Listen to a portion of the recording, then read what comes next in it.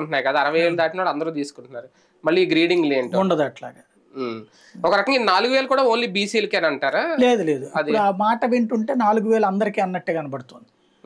అయితే ఇక్కడ లాజిక్ ఏంటంటే, నేను రాగానే నేను వచ్చి ఉంటే గనక మొత్తం అదే రేంజ్ లో ఇచ్చేసేవాడిని 3,000 అని. ఈయన మరి అప్పుడు ఎవరు ఆపారు ఈయన? 1,000 రూపాయలు 1,000 రూపాయలు చేశారు, 200 నుంచి ఏకదమ్మే ఇచ్చారు.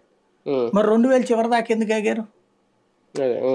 అదేదో ఆ 2,000 రెండో ఏడాది ఇచ్చేయచ్చుగా, మూడో ఏడాది 3,000 పెంచుకుంటూ పోలేదు కదా, అదే ఏకదమ్మే ఇచ్చేసారు.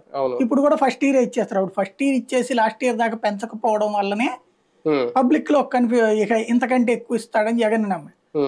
జగన్ నమ్ముతున్నారని మళ్ళీ ఈయన మార్చుకుంది. అలా ఇవ్వడం కూడా భారం అవుదా? బడ్జెట్ దశల వారీగా ఇచ్చుకుంటే భారం అవుతుంది, ఏకదమ్ ఇస్తే భారమే ఖచ్చితంగా. అంటే మొన్నటి వరకు ఇవే పింఛన్లు ఇవే పథకాలు ఇస్తే శ్రీలంక అవుతుంది అని అన్న ఆయన, ఇప్పుడు ఇంత భారీగా పెంచితే ఈయన చేస్తే అన్న అమెరికా అవుతుంది అనేది ఒక డౌట్. సాధారణంగా సింగపూర్ అవుతుంది, అమెరికా సింగపూర్లు. ఈయన ఏంటంటే చంద్రబాబు గారు ఏం చేసినా కూడా లోక కళ్యాణం కోసం చేస్తారు. జగన్ ఏం చేసినా సరే లోక కంటకుడు. ఆయన అంతా కూడా ఆయన పెన్షన్ ఇస్తే మనుషులు నాశనం అయిపోతారు, ఈయన పెన్షన్ ఇస్తే గనక స్వర్గం వచ్చేస్తుంది.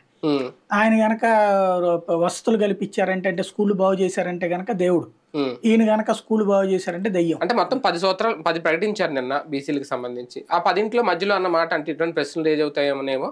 సంపద ఎలా సృష్టించాలని నాకు తెలుసు, భారం లేకుండా చూసుకోవడం కూడా నాకు తెలుసు అనేది ఆయన వాడిన మాట.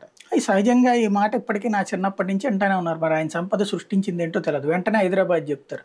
హైదరాబాద్ ఈయన ఉన్నప్పుడు సంపద సృష్టించబడలే, ఈయన దిగాక సంపద సృష్టించబడింది. అదేమంటే ఈయన కలవాలనే అదంతా అంటారు. మరి ఆ తర్వాత ఇప్పుడు ఇక్కడ మరి